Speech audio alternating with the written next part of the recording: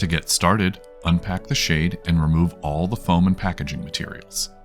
Check that all parts shown on the packing list are included with the order. Important note: cords are wrapped around a cord organizer located approximately 6 inches from the top of the moving rail. Please do not unwrap the cords until instructed to do so. Also, do not cut this cord.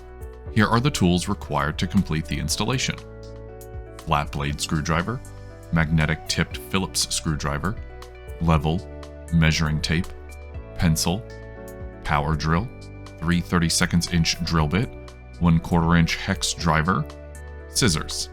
Determine which Vertiglide stacking design you are installing. For our video, we will be installing a standard right stack outside mount and inside mount. First, we will mount the headrail for outside mount. Determine where to place the top of the installation brackets. Add the desired floor clearance to the ordered height of the shade.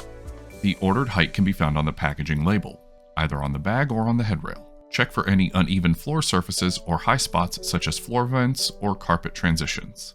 A minimum of 1/2 inch floor clearance is recommended. For outside mount, add 1/2 inch to the ordered height. Measure the total distance up from the floor. This is where to place the top of the installation brackets. The top of the installation bracket is the top of the shade. A minimum flat vertical surface of 1 1/4 inches is required to mount the brackets. Center the headrail over the window opening at the desired height. Use a pencil to lightly mark each end of the headrail. Mark end bracket locations 8 inches in from each end of the headrail. Mark the locations of any additional brackets, spaced evenly between the 2 end brackets. Mount the installation brackets at the determined locations for outside mount. Now let's prepare the outside mount headrail. First, remove the end plate from the stacking side of the headrail and remove the moving rail bracket from the headrail. Without reattaching the end plate, mount the headrail. Carefully align the headrail with the end marks on the mounting surface. Place the front groove on the headrail onto the front lip of the installation brackets. Rotate the rear of the headrail up and push back until the headrail snaps into place. Your outside mount headrail is now mounted. Inside mount headrail mounting. For inside mount, install the brackets 8 inches from the ends of the window. Attach the brackets with the screws provided. Mount the headrail into the installation brackets. Do not remove any components from the headrail. Both end plates should remain attached to the ends of the headrail. Position the end of the headrail opposite the fabric stack, flush against the jamb. This leaves a gap on the stationary rail side. The stationary rail fills the gap when anchored. Your inside mount headrail has now been installed. Next, we will install the fabric stack for outside mount. At the top of the fabric stack, install the stationary rail bracket into the grooves on the back of the stationary rail. Push it in until it's fully seated and the bracket catch clicks into place in the hole. Follow the same steps for the moving rail and the moving rail bracket. Install a stationary rail bottom bracket into the base of the stationary rail. After inserting the stationary rail bottom bracket, be sure that it stays in place. There is a sticker to remind you. Remove the sticker for the stationary rail. Hold the fabric stack by the mounting and stationary rails. Unwrap about 18 inches of cord off of the orange cord organizer. This will allow the fabric to spread out some while installing the fabric stack. Insert the moving rail bracket into the rear section of the headrail. Allow the bracket to move all the way into the headrail as you install the fabric carrier wheels. Insert the moving rail bracket from the left side for a left stack design or from the right side for a right stack design. Once the moving rail bracket is in the headrail, the moving rail is held for you. The clear stem fabric carrier goes in the rear channel and the black stem fabric carrier goes in the front channel. Slide the moving rail bracket and fabric carriers far enough into the headrail to hook the stationary rail bracket into place. Tilt the bottom of the stationary rail towards you and hook the bracket to the headrail as shown. Allow the stationary rail to hang freely. Reattach the end plate onto the stacking end of the headrail. Use the same 2 small screws that were removed earlier. Move the stationary rail flush with the end plate. To move the stationary rail bracket, pull the bottom of the rail into the room slightly before sliding the bracket. Level the stationary rail front to back and side to side. Attach the stationary rail bottom bracket using the screws provided. The bracket may be attached to the wall or floor. In most cases, to avoid drilling into the floor, it is attached to the wall. The stationary rail bottom bracket has an enlarged hole that allows you to drive the screw into the wall surface as shown. Secure the stationary rail bracket using the provided small screw. Hold the bracket in place, flush to the end plate, and screw through either of the 2 holes on the bracket. Two number 8 by 3/8 inch pan head screws are provided, one is a spare. Inside mount. Install the stationary rail bottom bracket into the base of the stationary rail. There is a sticker to remind you. Remove the sticker when completed.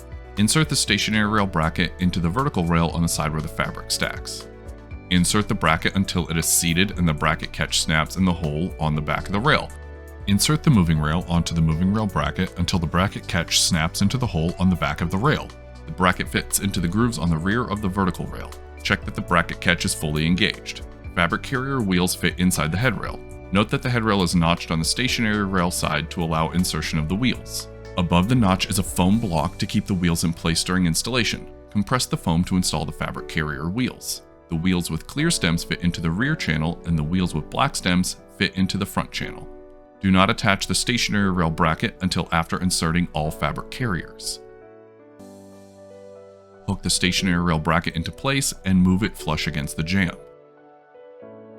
Secure the stationary rail to the sill or floor using the stationary rail bottom bracket that was already inserted at the beginning of this step. The sill or floor is not an option, it may be attached to the jamb using the inside mount adapter. Secure the stationary rail bracket using the provided small screw. Hold the bracket in place and screw through either of the two holes on the bracket. Now we will set the cord tension. For inside mount and outside mount, setting the cord tension is the same. Unwrap the cord from the orange cord organizer. Remove any twists by running a finger between the two cords. Note that both ends of the cords are tied to a washer and the threader to prevent the cords from slipping into the vertical rail. Pull the orange cord threader through the large square opening on the end plate. Pull both cords into the primary slot in the end plate.